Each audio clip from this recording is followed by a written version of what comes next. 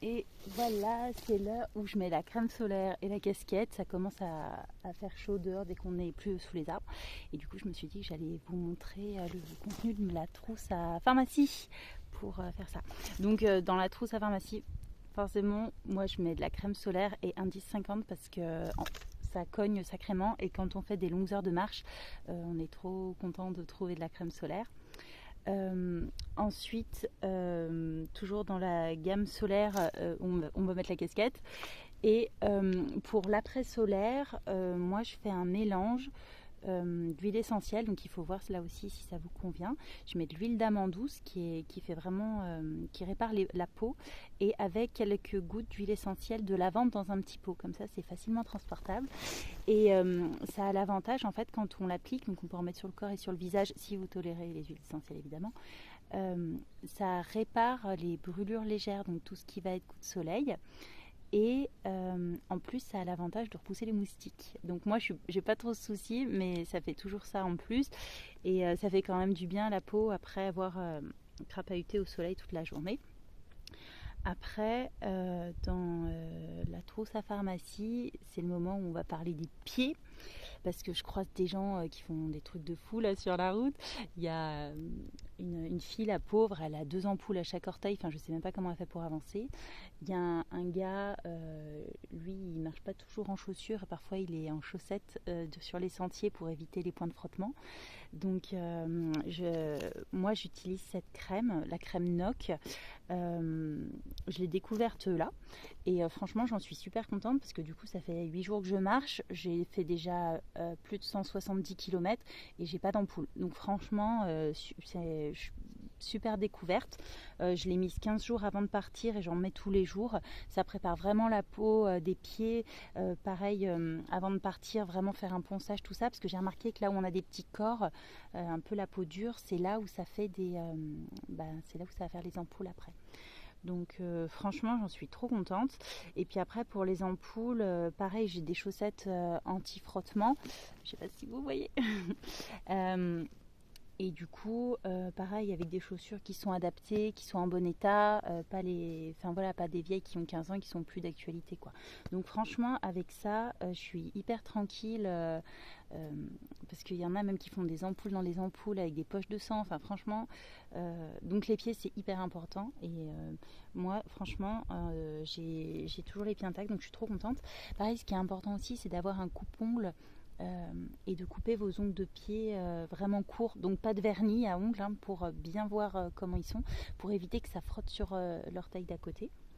Donc voilà, moi c'est vraiment mon super produit phare là sur cette rando. Après aussi, moi je suis partie avec un peu la peur au niveau des tendinites sur les genoux parce que j'avais fait un problème dans la montagne il y a quelques temps. Donc là, je suis allée chez un podologue avant pour bien faire des semelles. J'ai fait une rééducation avec une kiné et du sport, notamment du vélo, pour bien muscler comme il faut et tenir le genou.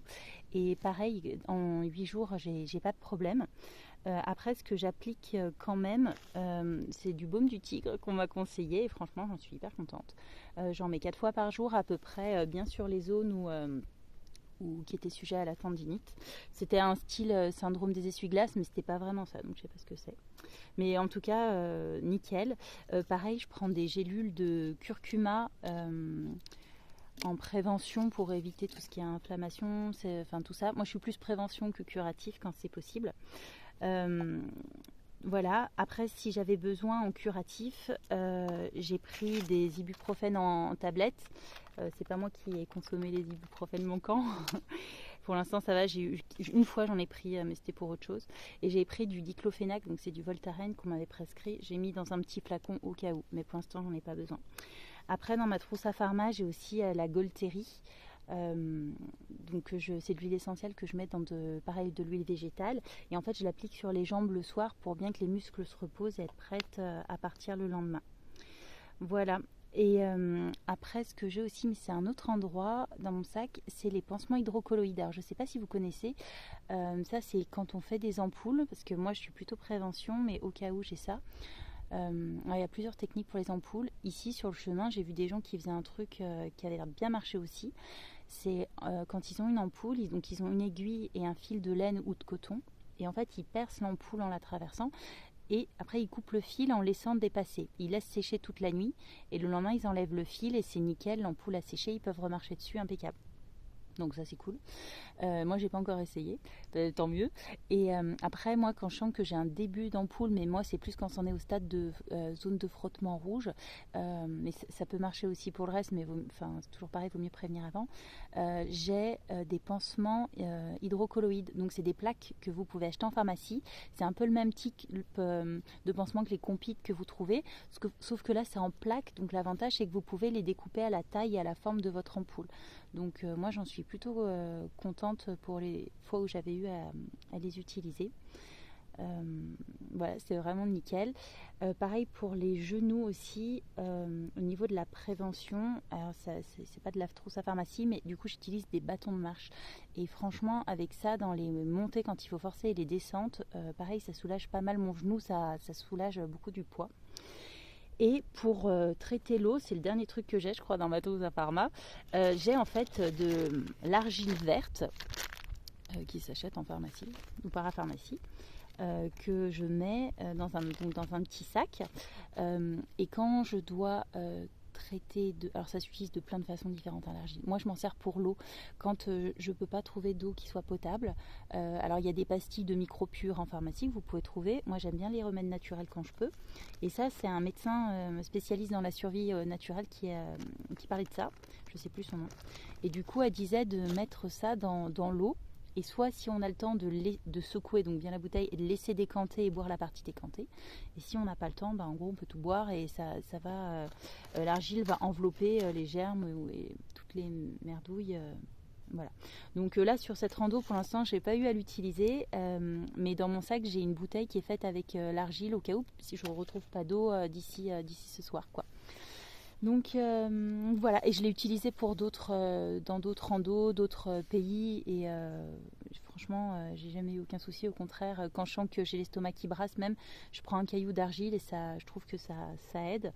Par contre, voilà, il faut faire attention à pas en prendre en continu parce que ça empêche quand même des nutriments de passer au niveau de la digestion et tout. Donc voilà pour ma trousse à pharmacie. À bientôt!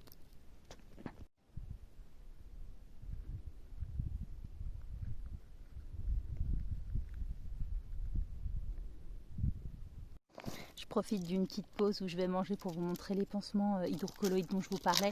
Donc ça ressemble à ça en fait, c'est des plaques qu'après on découpe à la taille de l'ampoule, donc hyper pratique. Et puis après, voilà, pour le reste, moi c'est tout ce que je prends. Après, on n'est pas à l'autre bout, enfin on n'est pas seul et isolé et on passe dans des villages avec des pharmacies. Donc si vous avez le moins de soucis, vous avez moyen aussi de ravitailler.